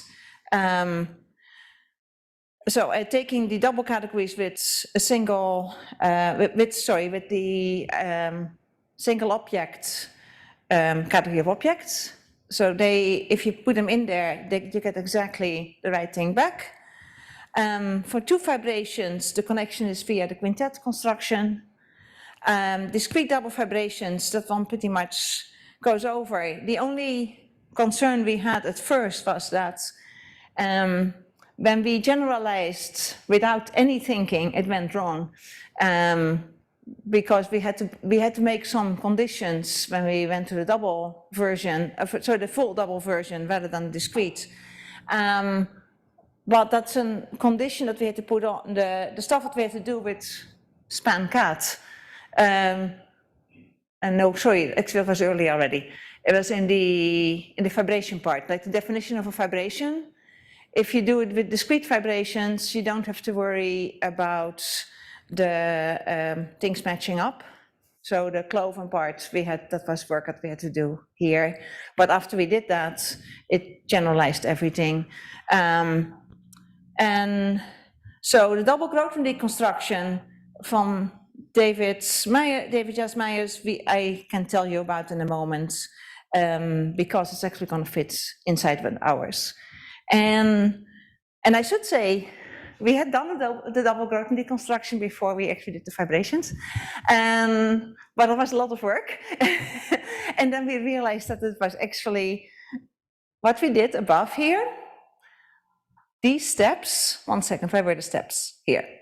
These steps, for the idea of the proof, wait, where was the proof? The real proof, here we are, this proof. These steps all come with Grothendieck constructions.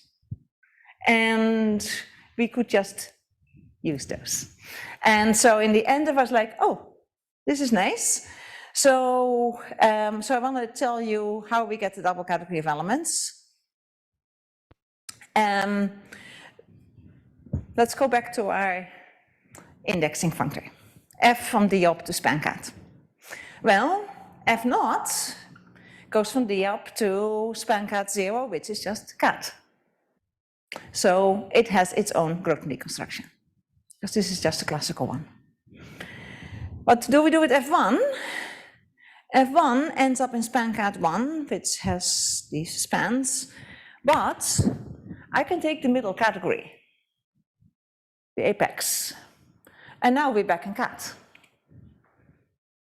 And it turns out that all I need to do is take the category of elements for these two guys.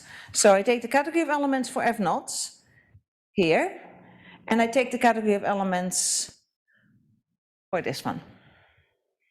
And they will give me then the 0 and 1 part.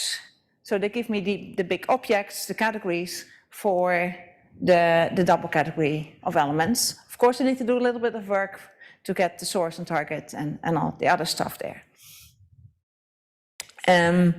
And so at least I have there my cloven vibrations.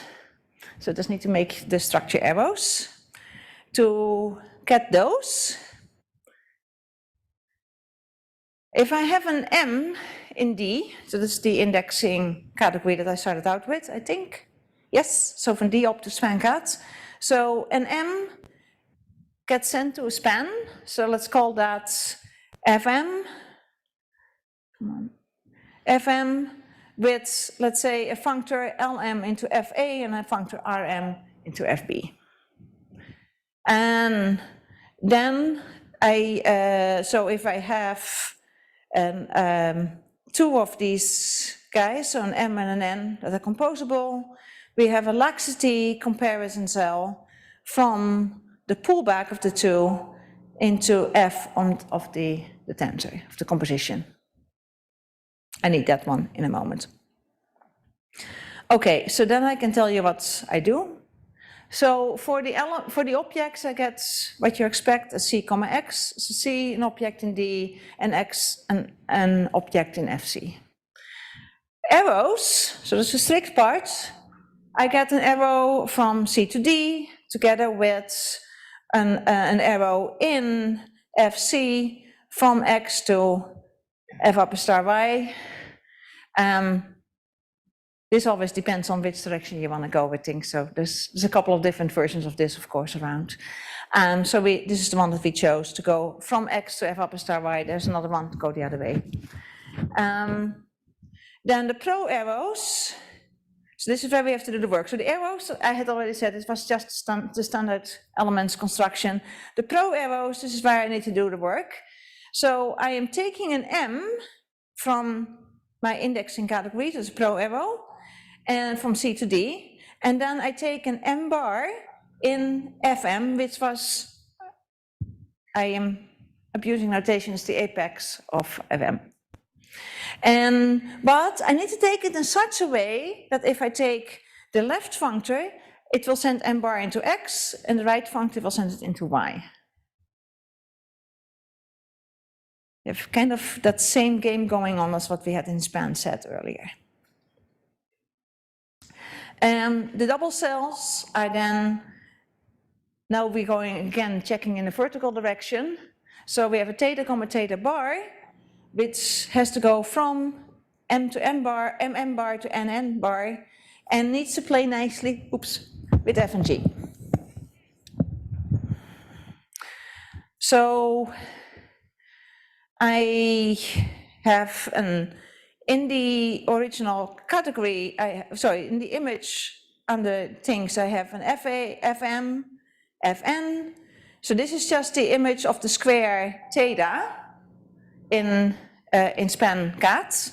And then I'm now just asking that theta bar will go from M bar to theta star, upper star of N bar. So if you think here for a moment, N bar sits here, so I get M bar here and theta upper star, which is F theta. Oh wait, I think that F theta is supposed to go this way. The F was contravariant there. And so we get this one here, and we can ask the theta bar sits there. And we need to ask then again that if I take the source and target in the pro arrow direction, they fit exactly with what's sitting there on the sides. And then after that, composition in the arrow direction is easy. It's like the Grothendieck construction. For the composition in the pro arrow direction, this is where you need that comparison morphism that I talked about earlier, because you have to get from the pullback to the F of the composition. And if you know how to do that, then you can use that too. Here's where that thing comes up. One sec. This is where that comes up.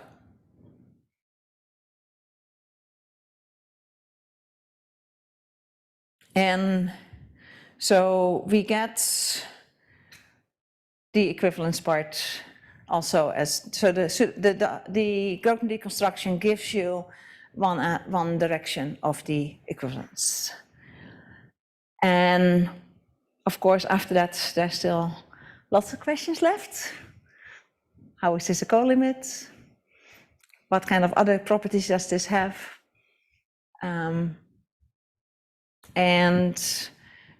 So I have partial answers on those, but that's all not completed yet. Yes? In the vibrational definition, is there some kind of analog of the optical analog? Like an element in the fiber and a horizontal arrow or a vertical arrow or both?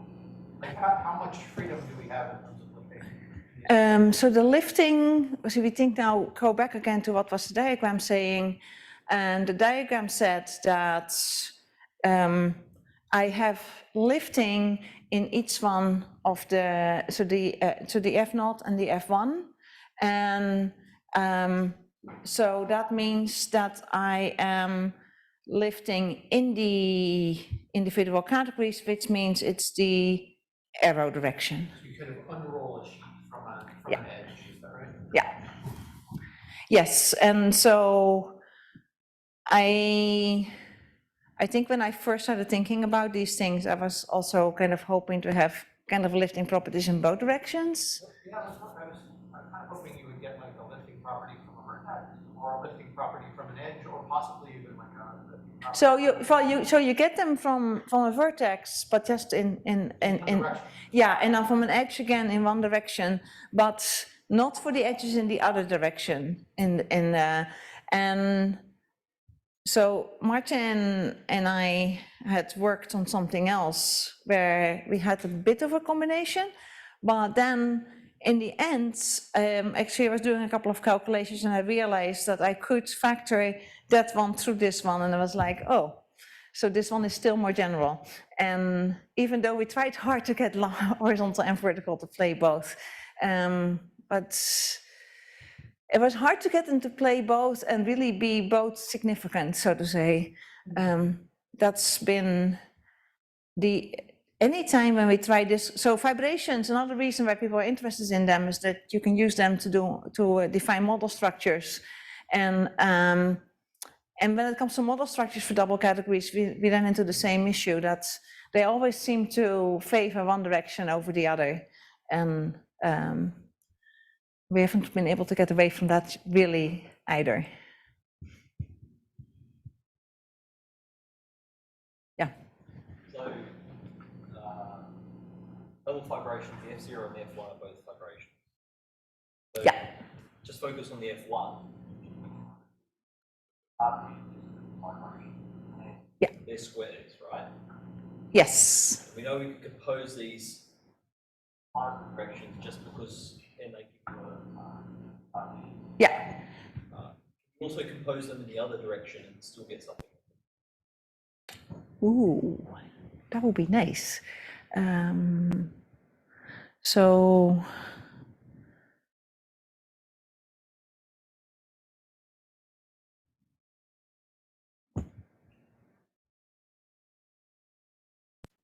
wait, let's see, how do we, let me just make sure I get the right diagram here. Yeah, I guess I was just wondering.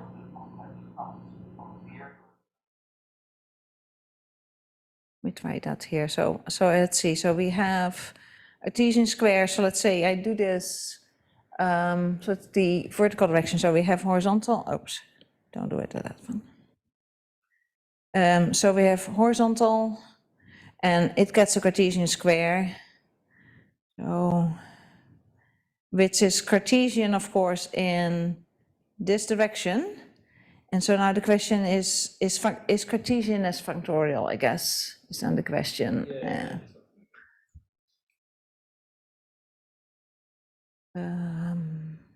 Oh, you need some kind of factorization property, because for this guy here, if I can look at squares that might not factor through individual squares on the other two. So I'm not sure that you would need an extra kind of property on your double category in order to get that. So I think in general that's probably not true. I don't have a counterexample right away,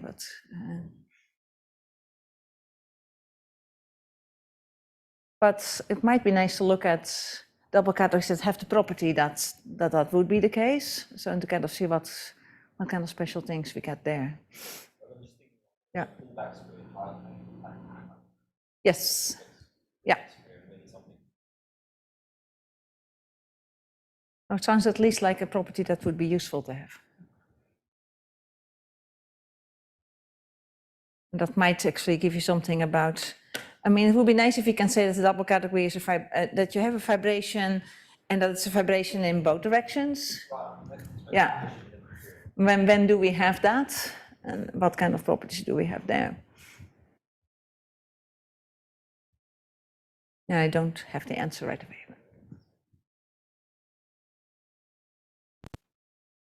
Others? Otherwise, let's maybe go look at the posters.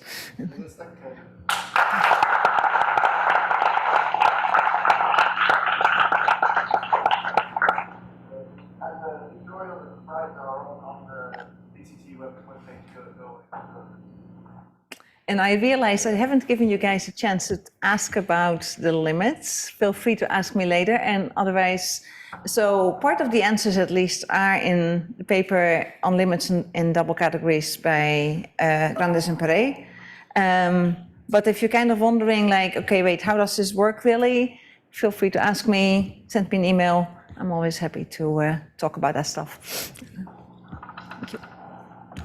Oh, it's fun.